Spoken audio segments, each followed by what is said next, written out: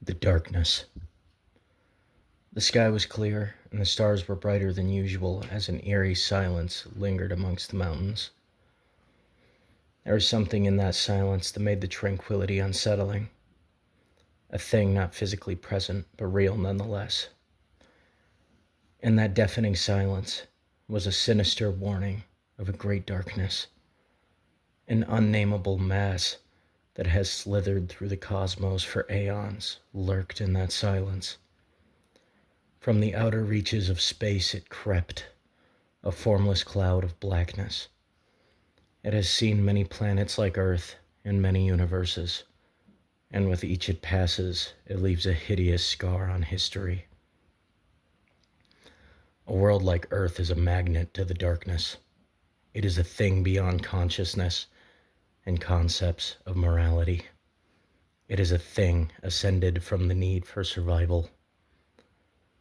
As the darkness floated down from the cosmos and through the Earth's atmosphere, the skies miles around it died as a creature would, as if the Earth itself mourned the great corruption which descended upon it. The peace was broken in the mountains that night as the dark fell. Its presence brought fast winds and storms, almost as though the planet was trying to reject the evil, like a body's immune system rejects a pathogen. As it reached the ground, it sprawled itself out amongst the trees, appearing as a translucent black mist that hovered above the forest floor. In mere seconds, the leaves on every tree engulfed by the mist began to change color, as if autumn had started in July.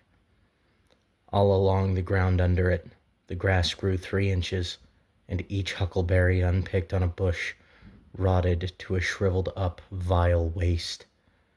It was as though it confused the nature around it with its otherworldly presence. The darkness slowly hovered above the forest floor, reaching out with its curious influence as far as it could sprawl its gas-like body. As the animals were submerged in the mist, the danger receptors in their brains went off like blaring alarms to warn of an air raid. Squirrels, rabbits, deer, birds, and mice for miles scrambled with panicked fervor to escape a predator unknown. They could feel the darkness all around them, sparking the same mortal terror as being trapped in the talons of an eagle or the jaws of a lion. Everything it touched understood its anomalous nature. It did not come to Earth to spread this veil of confusion, however. It came to Earth because it could sense a grave melancholy. There is no way to sufficiently describe what drives the darkness. Its actions are not those of an organism. It does not feed. It does not think. It does not feel. It would seem the only purpose it has is the perpetuation of misery. The animals of the woods and other lower creatures do not possess sufficient faculties to comprehend the horrors that lie within. And so in these lower creatures, these horrors only manifest in instinct.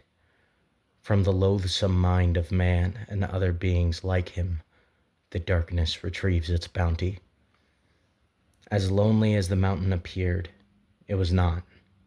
There was a man named Joel Hill who lived on this mountain. Joel lived on the very top of the mountain, as far away from society as he could push himself. Joel's 60 years of life had been hard years. The entirety of it seemed to be a long series of losses that had morphed him into a bitter old man incapable of happiness. He had married twice. His first wife, Maria, left him shortly after the conception of his only child, a child that Joel later learned was aborted. He only knew of the abortion because of a spiteful letter Maria wrote him months after she left him, claiming that she ripped his rotten seed from her uterus. Joel's second wife, Genevieve, was a solitary beacon of light in his world of disappointment and profound sadness. Genevieve was the only person he'd known in his life to make him feel that he mattered. The only person to make him feel like the act of breathing itself didn't take more than living was worth. Genevieve was his world, and at age 54, his world crumbled with her diagnosis. Genevieve Hill passed from terminal lung cancer only 4 months after it was discovered that she bore the ailment. Once again, drawing breath was a painful torment for Joel Hill. Joel's recent retirement allowed him to spend his days in a drunken stupor. Never had there been such a bitter existence as Joel Hill's, and the darkness could sense it. The dreadful specters that haunted Joel's past lit him up with neon to the wretched thing. Joel was the beacon that drew in the accursed dark, and slowly the mist engulfed his secluded log cabin.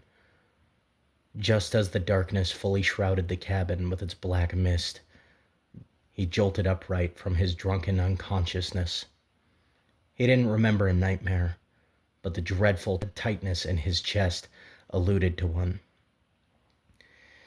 His heart screamed as he took a pull from his handle of black velvet to calm his nerves. He winced as the amber elixir slid down his throat, but let out a small sigh at the semblance of relief that the burn of the whiskey offered him. Another nip from the bottle soothed the intensity of his trepidation and offered his senses back their clarity. From the black night and the vastness of the forest, a cry made itself audible to him. Joel's nerves began to rattle with sickly anxiety as he froze to hear the beckoning wails of what sounded like a newborn baby. The cries drew closer and closer to his cabin, the volume growing from a distant echoing bellow to gruesome cries just outside his door. With the cries, he could hear loud, thumping footsteps approaching the door. The symphony of horrific noise crescendoed with a vicious pounding on the front door, followed by the sudden fall of every sound that was polluting the air. Joel's heart raced as he stared wild-eyed at the front door, which had just been hammered so violently moments before. Breaking the silence, and just as suddenly as the silence had fallen, a gentle whisper of a woman's voice floated into his ear canal. "Your rotten seed." The words gently levitated over his shoulder. He took in a sharp gasp and shot around to find the room as empty as last he saw it. He began to hyperventilate and hurriedly backed away from the spot he was standing in until his back touched the front door. But as soon as his back touched the door, as if triggering an alarm, the violent rapping happened once more in a set of 3 heavy strikes. Joel began to weep as he advanced ever so reluctantly towards the door handle. With each inch his hand moved closer to the handle of the door, the tighter the knot in his stomach became, and by the time he was grasping the door handle, his intestines felt as tight and twisted as the tails of a rat king. He slowly turned the door handle. As it creaked open, it revealed an empty front porch. Empty, that is, until his gaze turned downward. Right before his front door lay a sinister symbol and an agonizing reminder of years past. A wire coat hanger lay flat on the doorstep, caked in deep red, almost black, liquid that oozed from the tip and area surrounding the tip of the wire hanger. He collapsed onto his buttocks as he gawked in terror and shock at the brutal image which infested his vision. As Joel stared wily-eyed at the bloody horror on his doorstep, the very top of his peripheral vision caught the vague image of a human-shaped figure advancing toward his open door. At first, he could not make out the features of the silhouette in the all-swallowing blackness. In addition to the translucent black mist which shrouded everything beyond the door in terrible mystery. But as the figure emerged from the all-encompassing black and onto Joel's porch just feet in front of the porch light, the figure's features began to reveal themselves. As the porch light illuminated the advancing figure, the image of a sickly woman with sunken eyes, gaunt cheeks, pale skin, and thinning hair was revealed. The woman staggered toward him as best she could with her weak body. She wore a dotted hospital gown and had oxygen tubes which trailed down from her nostrils to the ground. They dragged behind her as she limped along, stretching all the way back to the shadows from which she crept. The panic shooting through Joel's body prevented his legs from allowing him to stand. Instead, he scrambled backwards using his feet and hands until he pressed his back against the side of the couch that he woke up on. The woman's bare foot fell upon the bloodied coat hanger on the ground, and she stopped in her tracks. Thick, dark red blood oozed out from between her toes, covering the tops of her feet in the blood, which appeared to be beginning to coagulate, as it was now almost a jelly-like texture. The blood squelched out of the wire hanger as if it was a sponge. She reached one hand forward and choked out, "Save me, Joel." Afterward, collapsing to the floor and beginning to decay before his very eyes. Joel hadn't moved an inch from the side of the couch he had been pressed firmly against. He began hysterically sobbing as he watched the ghastly image of the woman's meat being slowly devoured by a horde of squirming maggots. What's more is that as the maggots feasted on her rotting flesh, he could hear the terrible things eating her. The sound infested his ears as the maggots did the body. The horrendous barrage of disgusting sound was so intense and so clear that in those moments that they ate from her, he thought he could even hear her being digested by the millions of maggots which encased her corpse. As seconds turned to minutes, Joel slowly regained control of his legs, as well as the rest of his body, but the rotting corpse and blood-soaked hanger remained at his doorstep. He did his best to ease his sobbing as he lifted himself to his feet. As he stood, the abhorrent stench of death filled his nostrils more savagely than would a walk in a sun-soaked abattoir. He began to upheave onto the floor near his feet. The despicable aroma did not dissipate, but his stomach eventually ran dry of contents to expel. He brought himself to his feet, unsure of what had happened or what to do, with the exception of crumble to pieces all over again. Joel walked towards the corpse to get a better look, though he didn't know why he was compelled to do so.